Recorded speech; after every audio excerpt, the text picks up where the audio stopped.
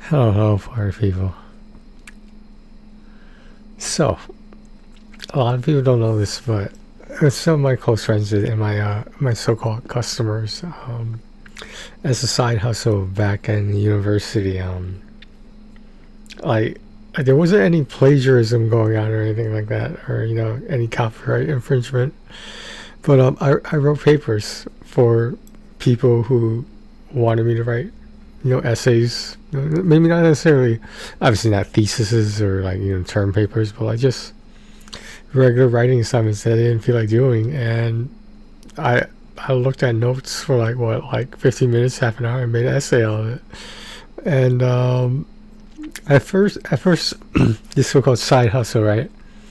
It started off as like a hobby that I got paid for, and with my friends and stuff, I wasn't charging them like a lot. I think I charged them like back then $5 or $10 used to be a lot more money than it is now. But yeah, that's what I did was I wrote papers for people. Like my friends would refer their friends to me, and that's I usually charged a little bit more than that, maybe like 10, 20. But like I never had a complaint. That's all I'm saying. Like there were instances, right, where I had to, I don't want to say dumb down my papers, but like I had to make them more believable, and my clients believed me too. They said, this isn't something that I would write. Let's phrase it that way. And I just made changes to them, and I never had a dissatisfied customer. I mean, if they were like only going for like a B plus or B or something like that, I would write it on the level that I thought a B or B plus would be, and they would, for the papers that they did write on there, before they knew me, they compared them as they saw what grades they got on them, and they were just like, okay, change this, change that, and yeah, that's when you're a college kid, that a small amount of money can go a long way. And that's I didn't have a name for my business, but that's what I did, and it was rewarding because I thought looking at it, it was like everybody wins. My friends of friends, they get the grade that they hope for ideally, and I get a little bit of a bag. So like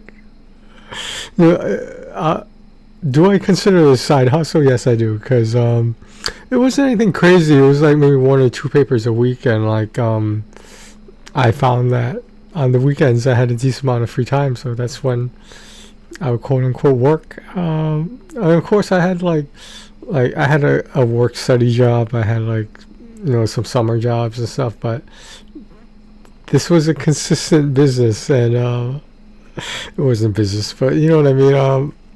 It was just something I did, and like I said, everybody wins. Nobody got in trouble. Nobody got suspected of having someone else write their paper. Like I thought maybe I should check out, maybe I should expand, Rate My Professor does. Does that website still exist? Rate My Professor. Yeah, I didn't feel bad about it because it was a business transaction. Basically, they said, hey, I heard you wrote a paper for so and so. Do you mind doing that for me? I'll pay you. And I was like, $10, $20 sound. How's that sound? And no one ever tipped me, but I never had a complaint, like I said. So, I mean, I'm not encouraging people to do this, but if you have the time, then why not? Now, as if I could say the same for my own papers, I wish I could. For some reason, I don't want to say better, but it was easier to write papers for other people than it was for myself. And I think a lot of that had to do with being a perfectionist and whatnot. And I had someone tell me recently that I second guessed myself too much. And I agreed. It's either perfection or nothing for me. For other people, it was just a B minus, B plus, B straight B. I don't know. like there were times when they asked me, you know, like how get me the best grade possible. Those were the hard ones. It was like because like they knew the professor or TA better than I did, so like it was hard for me to grasp what they considered to be a good paper or not. Um, just specifically say essay, but yeah, I wasn't writing like nobody entrusted me with like getting a grade that you know was gonna save their you know their enrollment in the class, you know, in the future and whatnot, as in they need to pass this class to go to that class. But like there wasn't anything that relied on like their grade or anything, because I wouldn't be able to do that anyway. I just feel like, yo man, this is a lot of fucking pressure, man. It's one thing to write like I don't you know I don't know what it's called, like a book report or something. It's a whole nother thing to write like an argumentative, you know, tell me your stance on this, you know, topic, etc. And like to have it like what like worth like 50% of your final grade, like that's a lot of pressure, man. That's I tried to avoid those, but sometimes people need help, and sometimes I would just write the outline for them as well. Hey, put in your own words, and then send it back to me, and I'll put in my words, and ideally try to make it better. Then I'll send it back to you. So like it wasn't like I was like an advisor or anything, or you know like. It was just that it was easy money over everything. All right, guys. Yeah, that was back in the day, man. That was a long time ago, and like, yeah, they'd be like, you can you like insert a couple of typos, some common typos? I was like, why? And they were like, oh, just so the paper seems more believable. So the paper seems more believable. Okay. I don't argue with I didn't argue with my clients. Like every customer I had was a satisfied customer. Like put it that way. But yeah, those were different times. Those very different times before me, and part of me misses it, to be honest. To just it was a lot of power, but at the same time, I didn't want to misuse that power. You know what I mean? Like I didn't want to abuse it to the point where like they became reliant on me, because this was just me helping them out. Like I never really had anyone that I wrote like multiple papers for.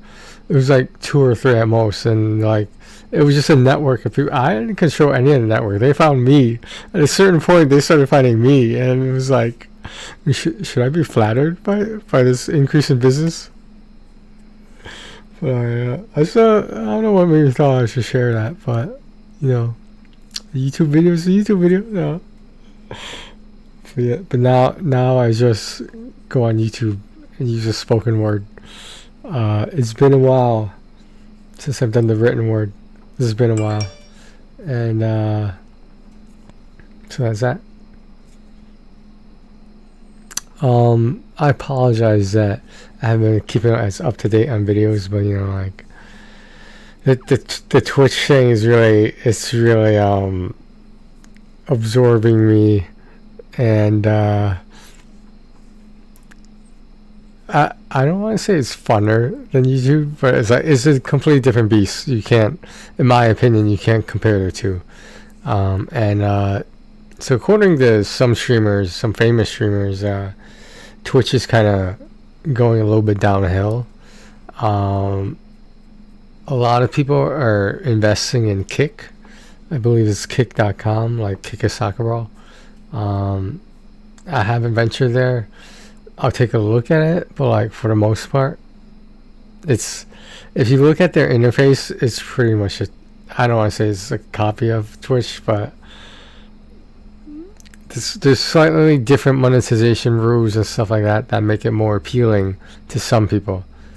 But at the end of the day, is Twitch at the top of the hill? Is it the king of the hill? Like it still appears that way, and some people are streaming on both Twitch and Kick. Now, why? I don't really have an explanation for. I guess it's like if you're gonna stream anyway, you might as well cross-platform.